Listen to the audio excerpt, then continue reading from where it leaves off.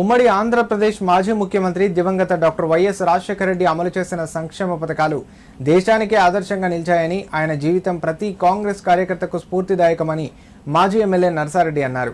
రాష్ట్ర వ్యాప్తంగా చేపట్టిన చారిత్రాత్మక పాదయాత్ర ద్వారా ప్రజల సమస్యలను నేరుగా తెలుసుకున్న వైఎస్ఆర్ అధికారంలోకి వచ్చిన తర్వాత సంక్షేమ పాలనకు శ్రీకారం చుట్టారని నర్సారెడ్డి పేర్కొన్నారు. వైఎస్ఆర్ జయంతి సందర్భంగా సిద్దిపేట జిల్లా ప్రజ్ఞాపూర్లో నిర్వహించిన కార్యక్రమంలో నర్సారెడ్డి పాల్గొని వైఎస్ఆర్ విగ్రహానికి పూలమాల వేసి ఘనంగా నివాళులర్పించారు. అనంతరం ఏర్పాటు చేసిన సమావేశంలో ఆయన మాట్లాడారు. వైఎస్ఆర్ ముఖ్యమంత్రిగా బాధ్యతలు స్వీకరించిన వెంటనే రైతులకు ఉచిత విద్యుత్ పథకంపై తొలి సంతకం చేసి వ్యవసాయ రంగానికి భరోసా కల్పించారని చెప్పారు.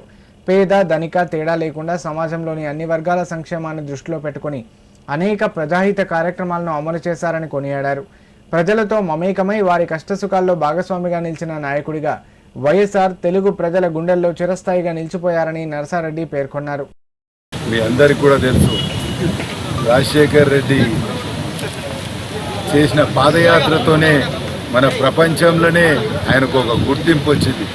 ఆయన పాదయాత్ర చేసేదాకా ఒక స్థాయి నాయకుడు ఉండే, ఎప్పుడైతే పాదయాత్ర చేసిండో ప్రజల కష్టాలు అర్థం చేసుకొని ఆ కష్టాలు తీర్చాలి అనే ఆలోచనతో ఆ కష్టాలు తీర్చే విధంగా ఆ రోజు మేనిఫెస్టో చేసి ఆ విధంగా ఆయన కష్టం చేసి కాంగ్రెస్ పార్టీని అధికారంలో తెచ్చిన ఘనత రాజశేఖర్ది.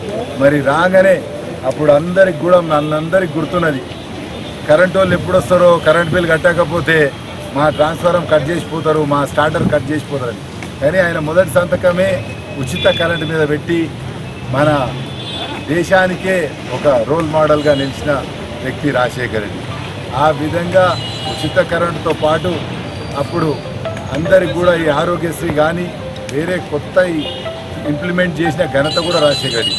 అదేవిధంగా ప్రజలకు సేవ చేస్తూ మళ్ళీ రెండోసారి అధికారంలోకి వచ్చేటప్పుడు కూడా నేను 6 కిలోల బియ్యాన్ని 9 కిలోలు చేస్తా అనే ఆలోచనతో చేసే పనులే చెప్తా అని చెప్పి కూడా ధైర్యంగా వచ్చినా గెలిపించినా నేనే, లేకపోతే ఏదైనా నేనే బాధ్యత వహిస్తా అని ఆ విధంగా మన ఇవాళ తెలంగాణలో కానీ ఆంధ్రాలో కానీ దేశంలో కూడా కాంగ్రెస్ పార్టీ బలోపేతం అయ్యే విధంగా చేసిన మహానాయకుని జయంతికి మేమందరం నివాళులర్పించుకోము.